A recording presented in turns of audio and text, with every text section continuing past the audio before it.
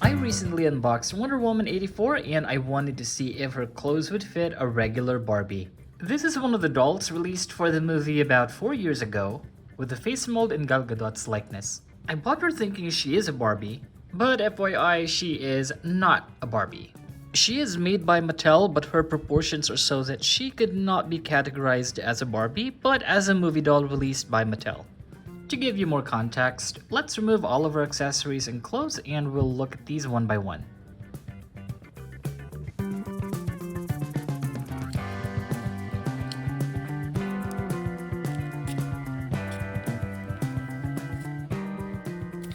Compared to a regular Barbie doll, she has more human-like proportions face-wise. Take the eyes, for example. This kind of face sculpt reminds me so much of what they did to the Ryan Gosling face mold. She has dark wavy hair, serious-looking brown eyes. You can see that she has prominent cheekbones with some blush, and she has reddish-pink lip color. Next to a regular Barbie, you can tell that some of her features look exaggerated, like the proportions in the upper torso including her shoulders. I like that she has prominent collarbones. On the back, you can see her SKU GKH94. She has engraving at the back of her head. It says trademark and copyright DC Comics. This Diana doll has painted on blue dotted underwear. Yep, it's textured. And as for articulation, she only has 9 compared to Barbie Made to Move's 22. I really wanted to keep her on this body because the proportions fit a superhero, but her articulation is limited. Like, I wish she had wrist articulation, but she does not. Although I like the molds they used with the hands because they're not similar. Her right hand could be used for holding things, and her left hand has an open palm. Diana has movement at the head, shoulder. She has a single jointed elbow. We have movement at the hip, and a single jointed knee. Her unique shoulder articulation allows her arms to move up and appear much closer to her head so it could perform this movement. Here she is next to a Barbie Made to Move in the same pose, and obviously, Wonder Woman does it better. It's because of this groove here that Made to Move does not have. And here are their upper bodies for comparison. Her feet also appear more human-like and very much detailed compared to Barbie's smaller feet. Overall, I like this body even though it's not a Barbie because I'm sure there are clothes that could still fit her. And speaking of clothes, she comes wearing this Wonder Woman outfit. It's a red top and blue skirt. The top in the skirt is a single piece with details printed on. I usually don't go for printed patterns on outfits, but I like this one. Plus the colors are saturated. The edges of her top are finished, and the skirt is raw. She has this gold attachment lining her top. This is sewn on and has an eagle design forming overlapping W's. Only these parts are connected to the outfit and it's not glued, with a design that looks similar to her golden belt. This belt closes with a single snap at the back and it's pointed on this side. She was also wearing this gold tiara which goes across her forehead. It kind of forms a V and has a molded starburst in the middle. She also wears this gold armband up her left arm, and she has these 2 armored bracelets called Bracelets of Submission with molded details. I like that it shows which one is left and which one is right. She also comes with the Lasso of Truth made of molded gold plastic. This has a loop, which could be held by the doll's right hand. And lastly, this pair of red and gold armored boots. These boots are much larger than a typical Barbie boot, and for some reason, these remind me so much of Iron Man. These boots have slits on the back for easy wearing and removal.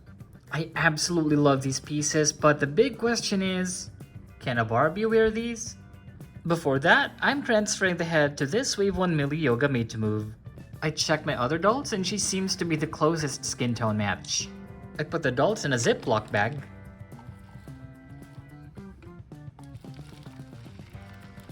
Dip in hot water.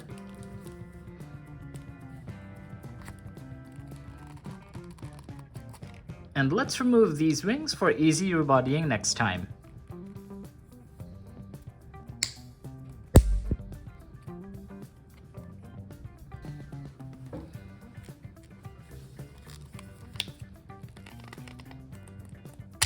Let's put the head on the new body.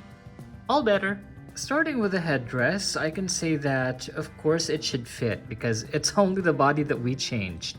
Fresh out of the box, this headpiece was actually secured by tags, but since we removed those, the only option that we can use to keep it on is putting pins.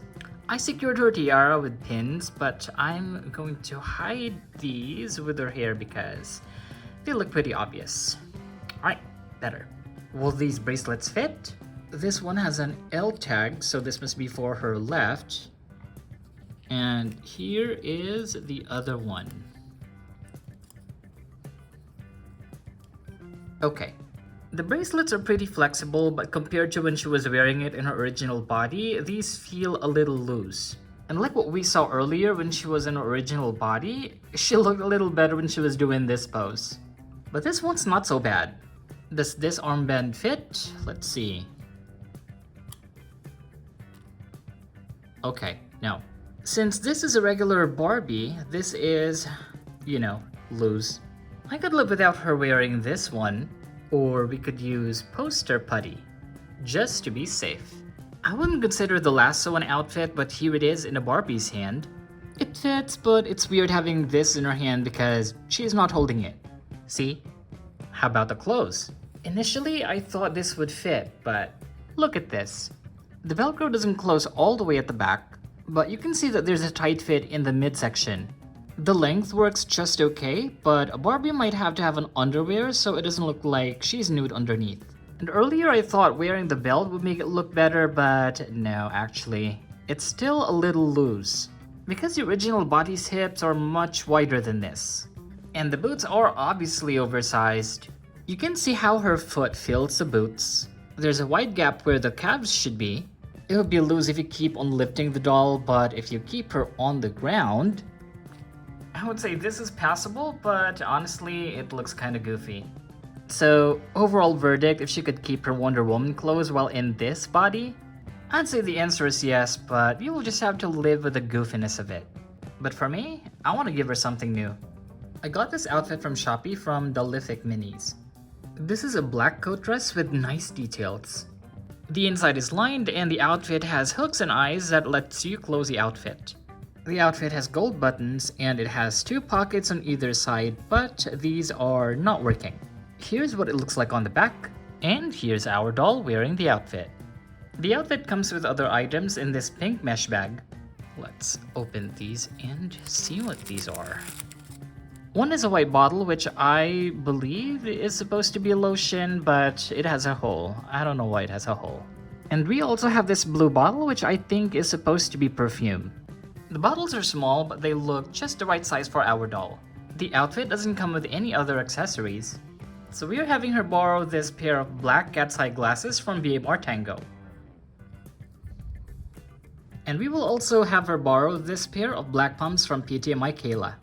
And here's our doll with her all-new look. Even though she could not have her Wonder Woman outfit on her new body, I think she'll have a lot of fun trying out more outfits now that are compatible with this one. Thank you for joining us in unboxing Wonder Woman 84, giving her a new body, and giving her a new outfit. Follow us on Facebook and Instagram at Ty's Collectibles and give us a like, share this video, and don't forget to subscribe to our channel for more videos like this. We'll see you next time.